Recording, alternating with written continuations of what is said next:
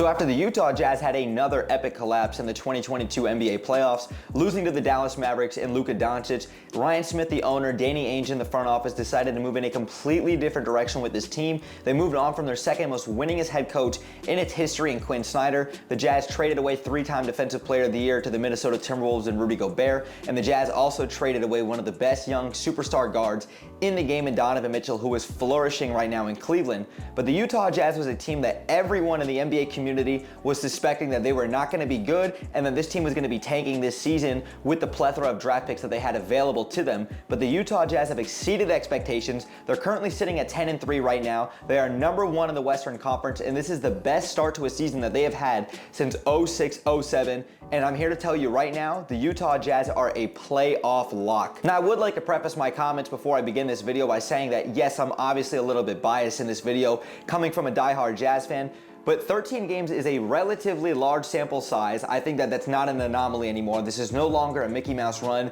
The Utah Jazz are actually that good of a damn team, and let's actually get into today's video. So the first reason the Utah Jazz have exceeded expectations and that they are going to be a playoff lock is because of Jordan Clarkson and Lauri Markkanen specifically. Let me talk about Jordan Clarkson first and foremost, a guy who Jazz fans are a lot more familiar with compared to a guy like Lauri Markkanen. Now, Jordan Clarkson was acquired from the Cleveland Cavaliers in exchange for Dante Exum and some draft picks back in 2019, and since Jordan Clarkson's days in Utah, excluding the first 13 games of this season, Jordan Clarkson's role has been a sixth man. He was a sixth man of the year winner in the 2020-2021 season, and Jordan Clarkson elevated the Utah Jazz. He took a lot of pressure off of other offensive players like Donovan Mitchell, Bojan Bogdanovic, and Mike Conley, but Jordan Clarkson is doing phenomenal things now being inserted into the starting lineup, and Jordan Clarkson has been setting career highs across the board for the Jazz this season, now being inserted into the starting lineup. Jordan Clarkson in 31 minutes of play is averaging 18.6 points per game, 4.5 rebounds per game,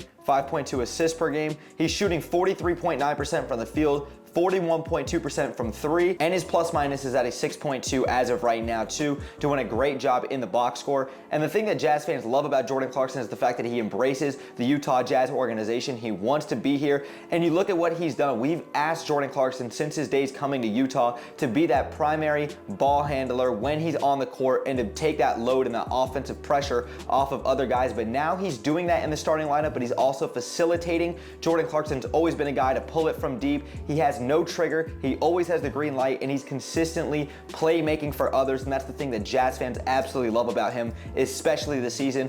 Jordan Clarkson's doing a phenomenal job. And let's talk about the other guy who's been a huge reason for the Jazz's success in Lauri Markkanen, aka the finisher, who we acquired from the Cleveland trade with Donovan Mitchell. Lauri Markkanen in 33 minutes this season is averaging 22.7 points per game, 8.8 rebounds, 2.5 assists per game. He's averaging a block per game, shooting 53% from the field, 34% from three, and his PER is at a 22.9 right now, which ranks 16th in the entire league. Just to give you some more perspective on just how good Lauri Markkanen has been this season, with his PER, his player efficiency rating ranks higher than other guys like DeJounte Murray, Zion Williamson, Devin Booker, and De'Aaron Fox. Lauri Markkanen has been the biggest reason why the Jazz have had this amount of success, now being a number one option, something that was not readily available to him in his days in Chicago and both Cleveland. And I also got to show some love really quickly to a guy like Mike Conley, someone that the Jazz acquired a couple of seasons ago, hoping to take us to new heights and new levels, but this is the best Mike Conley has ever looked in a Jazz uniform. I understand Mike Conley got his first All-Star nod in his career just a few seasons ago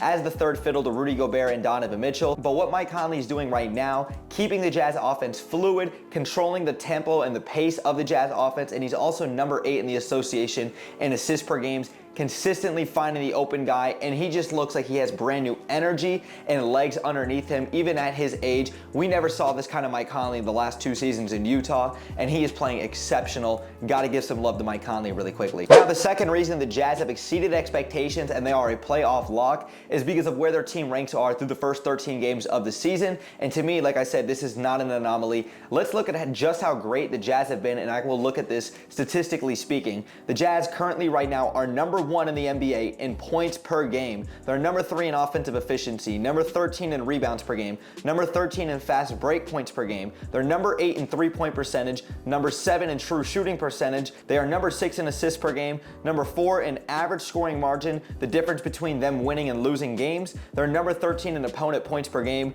number 10 in defensive efficiency, and they are number 5 in steals per game. You gotta give credit where credit is due. The Utah Jazz have exceeded expectations. The Jazz are playing out of their minds right now, and clearly the statistics back it up. This is an above average team. They're the number 1 record in the Western Conference, and the Jazz clearly are playing team basketball, which is another reason why the Jazz are being so successful compared to years past where, yeah, the Jazz would move the ball, they would have the blender, the Jazz would actually be playing at an exceptional level, but you see a lot less egos on this team. The team right now is just full of a bunch of above average guys and some guys that are playing like all-stars right now that are exceeding expectations, and they're playing together cohesively as a unit, and that's exactly why this team ranks are where they are. Now, the third and last reason why the Utah Jazz are exceeding expectations and why this team is absolutely a playoff lock, one has to do with their depth, and two, it has to do with head coach Will Hardy. Now, let me talk about Will Hardy first and foremost. After the Jazz moved on from their second most winningest head coach in its history in Quinn Snyder,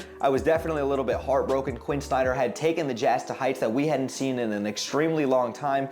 But Quinn Snyder in the playoffs was reluctant to make the necessary changes in order to get the Jazz to the Western Conference Finals and above that. And now it looks like a guy like Will Hardy, a young mastermind, coming from the Popovich tree, coming from Boston and taking the Ime Udoka Celtics and being a part of that roster that was in the finals just this past season. He's done wonders for this young core in Utah. Let me say Will Hardy has done something already in 13 games that Quinn Snyder has not been able to do, and that is make the necessary substitutions and changes when guys are not playing well. Jazz fans know this all too well. When Donovan Mitchell, Jordan Clarkson, Mike Conley, and the rest of the players on the organization were not playing well, they were not having great halves shooting the ball, they were showing a lack of effort, whatever the case may have been, Quinn Snyder was reluctant to pull these guys out of the game and to actually set them for disciplinary reasons, even if it was a guy like Donovan Mitchell, who was clearly the Jazz's best player.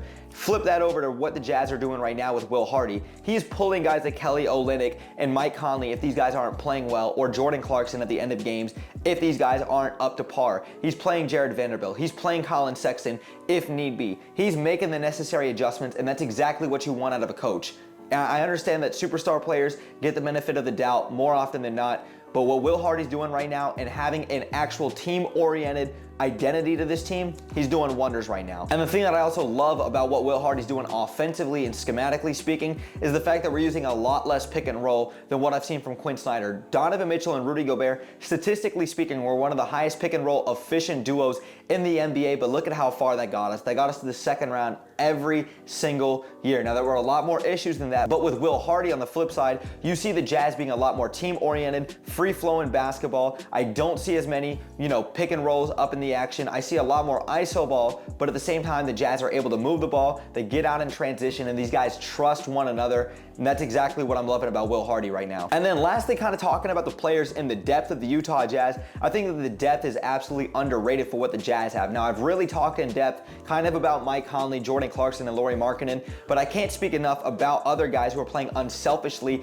and playing actual team-oriented basketball when I'm talking about guys like Malik Beasley, who's came in and been a great role player, a guy who's actually fit the scheme and what the identity of this team has been all about, coming over from the Timberwolves with a guy like Jared Vanderbilt, a great hustle guy. These guys know their roles. And Malik Beasley's coming off a game last night versus the Atlanta Hawks where he hit 6 threes at State Farm Arena, coming in, playing his role at an efficient level. Let's talk about rookie Walker Kessler, who really hasn't gotten much of an opportunity to start or to actually have big, impactful minutes, but in the times that he is playing, he's making an impact defensively. Walker Kessler's looked like a guy who's got young legs ahead of him, and Walker Kessler's made exceptional strides in the 13 games that we've seen from him this season so far.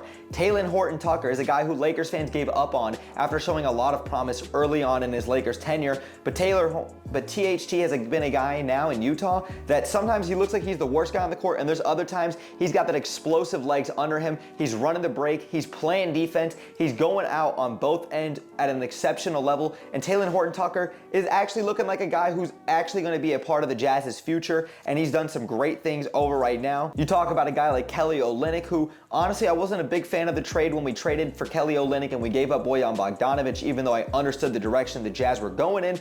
Kelly Olynyk has fit in seamlessly, and Will Hardy has no problem pulling Kelly Olynyk if need be. He hit a game winner for the Jazz not that long ago. I can't remember exactly who the opponent was off the top of my head. It might have been the Pelicans or it might have been the Rockets or someone like that. but Kelly Olynyk has fit in seamlessly. He's been a guy who's been a great role player for the Jazz. And how can I not talk about the young bull, the tank commander himself, Colin Sexton? And while Colin Sexton might not have been an upgrade from a guy like Donovan Mitchell, he's a guy who in years to come is going to be comparable, and he's going to give that Jazz that level of stability when Mike Conley's time is eventually up in Utah. And I think Colin Sexton was a guy that Cleveland gave up on way too soon, even with the roster construction that Cleveland currently has right now. Colin Sexton's locked up for the next 4 years in Utah. He's been great offensively, defensively. He's bought into the identity and what Will Hardy wants from this Jazz team, and I can't say enough about what the Utah Jazz have done, not only with their starters, not only with guys like JC Conley and Lauri Markkanen, the depth, the coaching. You look at what this team is doing, everyone has bought into a system, and that's exactly what you want from this team. They are doing exceptional things. But the Utah Jazz in the first 13 games of the season have absolutely been the surprise of the NBA. I don't think anybody in the NBA community, not even Jazz fans, expected the Jazz to be this good, and the Jazz are continuously beating opponents night in and night out and proving to why everybody this team is exceeded expectations and why they are a playoff lock for this season. Jazz fans, NBA fans, I want to hear your thoughts in the comments down below. Do you guys think that the Jazz are going to be a playoff lock? Let me know in the comments down below. But if you guys enjoyed today's video, man, make sure you guys drop me a thumbs up. It takes 1 second and it helps me and the channel out tremendously. And if you guys are new here, consider hitting that subscribe bell to stay tuned for more Jaguars, UCF, and of course, NBA content that I do here on YouTube. And make sure y'all go follow me on my socials, especially on Twitter. I'm very active and I'm on there every single day. The link tree will be in the description down below, so y'all can go follow me on Twitter. But thanks again for sticking around throughout the whole video. Brett James, aka BJ, I'm out, y'all. Go Jazz, baby. Peace.